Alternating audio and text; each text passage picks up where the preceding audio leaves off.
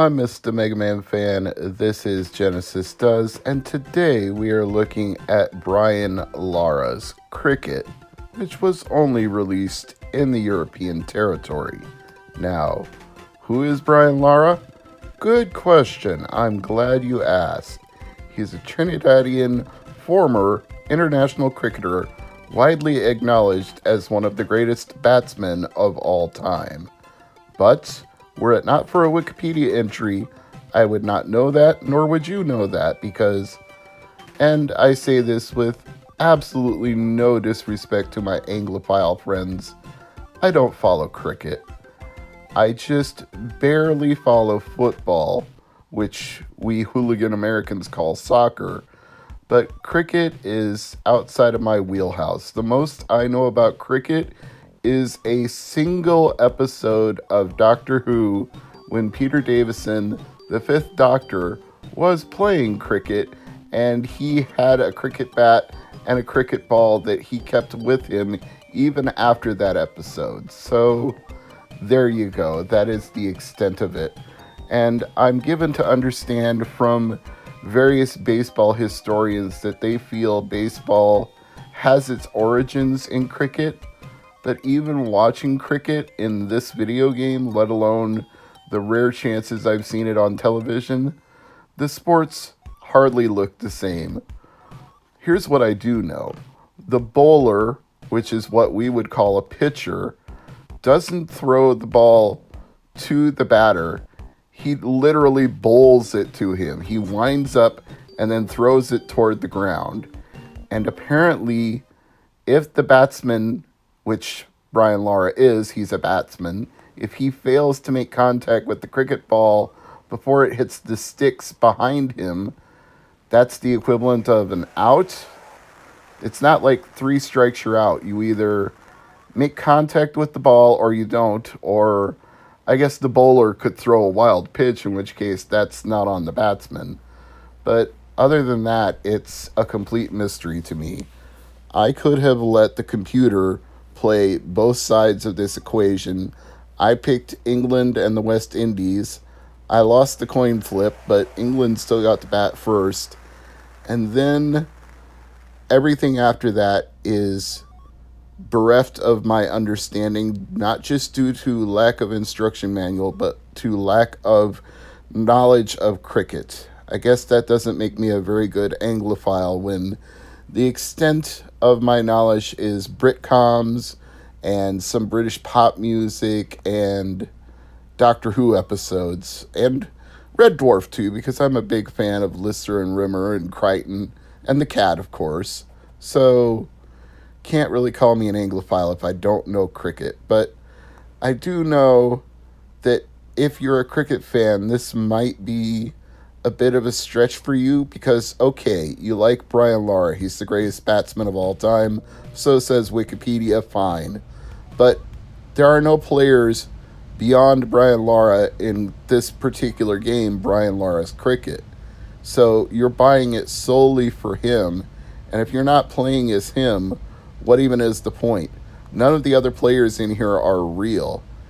Have you seen that ProZD video where he reads the names that they made up for Americans in a Japanese baseball game? It's like that. There's just a bunch of made up names with statistics that represent whoever they're supposed to be, and then you go from there. Back to Brian Lara, since he's the most interesting part of this whole thing.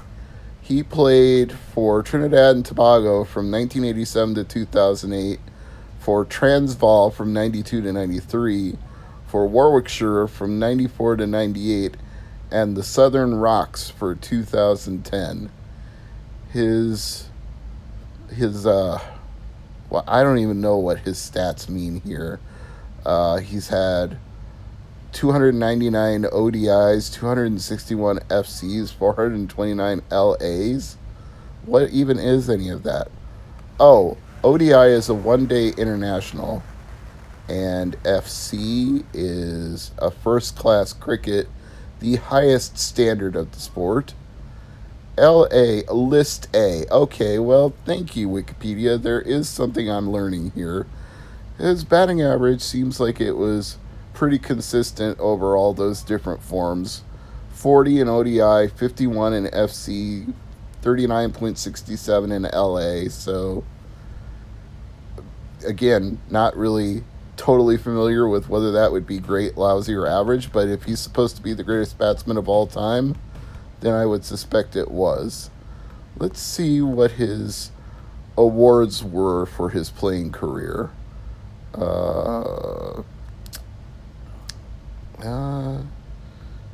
Just list them as records. He hit 277 runs against Australia, the fourth highest by any batsman and the highest individual score in all tests between two teams, and the fourth highest century ever recorded against Australia by any test batsman. Does that mean he scored 277 times in one game? Is that really how it works in cricket?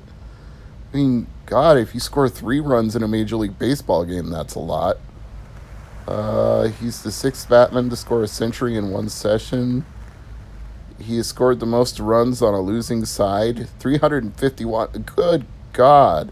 That means he actually did, however you score a run in cricket, he did it 351 times in a single game. With 164 catches, he's the 8th highest all-time catch taker. Now, I noticed when I hit a ball to a fielder, they actually throw it up in the air like they're showing off. Like, yay, you caught it, good for you. Why do you got to juggle it in the air? What's the point of that? He was voted the 2nd scariest batsman to face in the world's scariest batsman poll of international bowlers.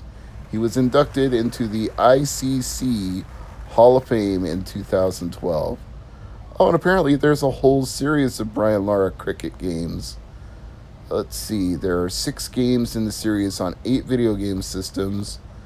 And the first one is the one I'm playing, developed by Audiogenic, published by Codemasters in 1994 for DOS, and then a year later for Sega Mega Drive and Commodore Amiga, followed by Brian Lara 96, published by Codemasters in 96, then Brian Lara Cricket 99, 2005, 2007, Pressure Play, a PSP game in 2007. So this series went on for quite a while. I just question how much a cricket fan can get out of it if there's only one player in it you know. I'm Mr. MegaManFan, and as always, thank you for watching. I'll see you next time. Genesis.